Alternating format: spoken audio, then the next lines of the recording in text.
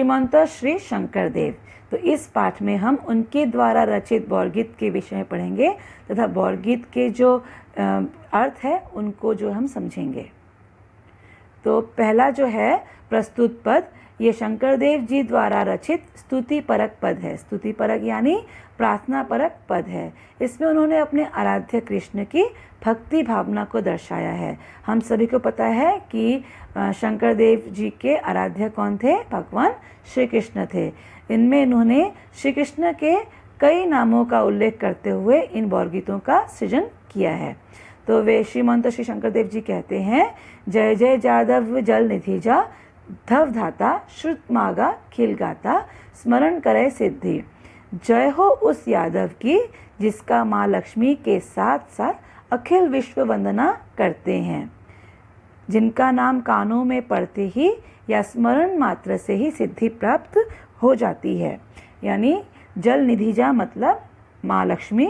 तो जय हो भगवान कृष्ण की जिनकी आराधना माँ लक्ष्मी के साथ साथ संपूर्ण विश्व करता है तथा कानों में उनका नाम या स्मरण मात्र से हमें उनकी सिद्धि जो है प्राप्त हो जाती है। जगजन जीवन अजन जनार्दन, दनुज दमन दुखारी, महदानंद कंद परमानंद, नंदन नंद वनचारी। वे विश्व के प्राण रूप है। जगजन जीवन, जगजन मतलब संसार के हर जन के वे जीवन है, वे प्राण है। वे धनुजों अर्थात राक्षसों का संहार करने वाले हैं।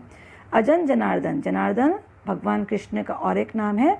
तो भगवान जनार्दन जो है राक्षसों का, धनुजों का संहार करने वाले तथा सभी का दुख हरने वाले हैं। मदानंद कंद परमानंद, नंद नंदन वनचारी। वे छोटे बड़े अच्छे बुरे सभी के जितने भी जो लोग हैं, हर लोगों के जो है वो दुख को हरते हैं या दुख को मिटाते हैं। विविध विहार विशारद शारद, इंदु निंदी परकाशी, शेष शयन शिव केशी विनाशम, पितवसन अविनाशी। वे कहते हैं भगवान श्री कृष्ण विविध प्रकार से लीला करते हैं जिससे चंद्र की चांदनी भी फीकी पड़ जाती है। इंदु निंदी परकाशी, इंदु यानी चंद्र। तो भगवान श्री कृष्ण के लीला के सामने चंद्रमा की चांदनी भी जो है वो फीकी पड़ जाती है। शेष शयन शिव केशी विनाशम, पितवसन अविनाशी। शेष शयन यानी भगवान विष्णु कहाँ पर शयन करते हैं, कहाँ सोते हैं? शेषनाग पर। शेषनाग पर भगवान विष्णु शयन करते हैं, इसलिए कहा गया है शेष शयन शिव। केशी विनाशम, केशी एक राक्षस का नाम है। तो केशी नामक राक्षस का वो विनाश करने वाले कौन है? पीतवसन अविनाशी। पीतवसन मतलब पीला वस्त्र। तो पीला वस्त्र धारण करने वाले कौन है? भगवान श्री कृष्ण हैं। तो पीला वस्त्र धारण किए हुए श्री कृष्ण राक्षसों का संहार करने वाले अविनाशी है। जगत बंधु माधव मधु रिपु मधुर मूर्ति मूर्नाशी, केशव चरण सररूह कीकर शंकर एहु अभिलाषी। वे संपूर्ण जगत के लिए बंधु स्वरूप है, अर्थात संपूर्ण जगत के वे क्या है? मित्र है। हर एक प्राणी के वे मित्र है तथा मूर नामक राक्षस के नाश करने वाले हैं। उन्होंने केशी नामक राक्षस का भी नाश किया, साथ में उन्होंने मूर नामक राक्षस का भी जो है नाश किया। माधव उनका श्री कृष्ण का एक नाम है जो यहाँ उल्लेख किया गया है। केशव चरण सररूह कीकर शंकर एहु अभिलाषी। अतः श्री शंकर देव जी कहते हैं केशव के कमल रूपी चरणों में शरण प्राप्ति की वे आशा रखते हैं। अभिलाषा यानी आशा। तो शंकर के चरणों में जाने की वे आशा रखते हैं। तो पहला ये बौरगीत का भावार्थ है। अब हम दूसरा भावार्थ पढ़ेंगे। तो दूसरे वाले में कवि ने सांसारिक मोह माया के प्रति वृतृष्णा का भाव अर्थात लगाव न रखने का भाव व्यक्त किया है तथा भगवान राम के चरणों में आश्रय प्राप्त करने के लिए कहा है। मतलब सांसारिक मोह माया के कारण लोग अंधविश्वास या पाखंड का रास्ता अपनाते हैं।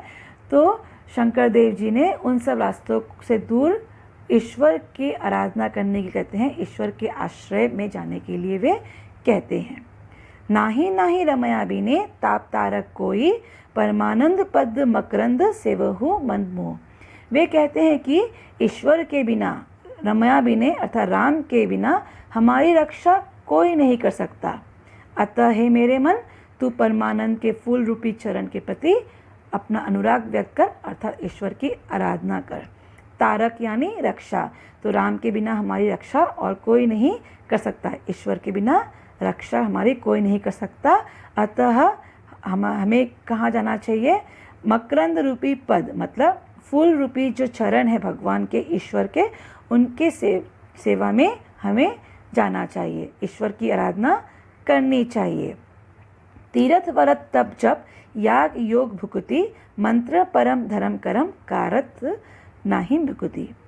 तीर्थ व्रत तप जप योग मुक्ति परम मंत्र धर्म कर्म करते हुए हमें मोक्ष की प्राप्ति नहीं हो सकती है। हमें मोक्ष की प्राप्ति के लिए हम तीर्थ यात्रा व्रत तप जप करने से कोई फायदा नहीं है। क्यों?